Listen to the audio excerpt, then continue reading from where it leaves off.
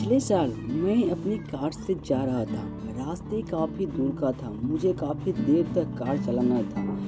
मैंने अभी कुछ दूर चला था कि मुझे रास्ते में एक लड़की मिली। वो लड़की दुल्हन के कपड़े पहने रास्ते के बीच में खड़ी थी।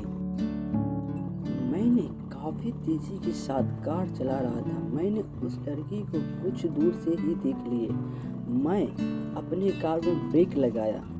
लड़की के पास जाते जाते मेरी कार रुक गई। मैं अपनी कार से बाहर निकला और उस लड़की से बोला, तुम्हें बुद्धि नहीं है? तुम सड़क के बीच में खड़ी हो।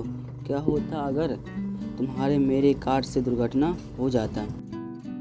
वह लड़की मेरी बात को सुनकर जोर जोर से रोने लगी। वो बोली, अब मैं जिंदा नहीं रहना चाहती हूँ। फिर से वो रोने लगी। मैंने उस लड़की के किनारे किया, पीने के लिए पानी दिया। उसने पानी पिया और अपने मुंह को धो लिया। फिर मैंने उससे पूछा, अब बताओ तुम्हारे साथ क्या हुआ?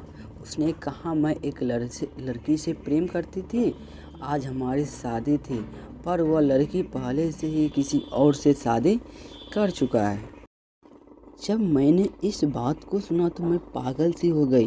अब मुझे शर्म भी आ रहा था, इसलिए मैंने अपने घर से भाग गई। मैंने कहा, ठीक है, पर तुम्हें अपने घर से इस तरह नहीं भागना चाहिए। वैसे तुम्हारा घर कहाँ है? उसका घर वहीं था जहाँ मुझे अपने काम से जाना था। मैंने उसे समझाया और कहा, चलो मैं तुम्हारे घर वालों को समझाता हूँ।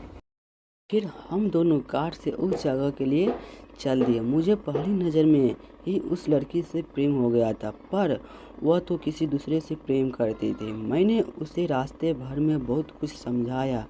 अब वह अपने मन को शांत कर रही थी और जो भी कुछ हुआ मैं उसे भूल रही थी। कुछ ही देर में हम उस लड़की के घर पहुंच गए। लड़की के पिता हमें रास्ते में ही मिले। मैंने उन्हें पहचान लिया। वो मेरी कंपनी में काम करते थे। अब उनके घर गए। उनका घर काफ़ी छोटा सा था। घर मानो तो जब भी कभी गिर सकता था। उन्होंने मुझे बताया कि मैंने अपने जीवन भर की कमाई अपने लड़की की शादी के लिए रखा था, पर आज मेरा सारा पैसा बर्बाद हो गया। अब मैं कैसे अपनी लड़की की शादी कर पाऊँगा? यह कहते हुए उनकी आंखों में आंसू आ गया।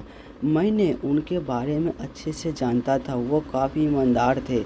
उनकी दुख को मैं समझ पा रहा था। अब मैं क्या करूं?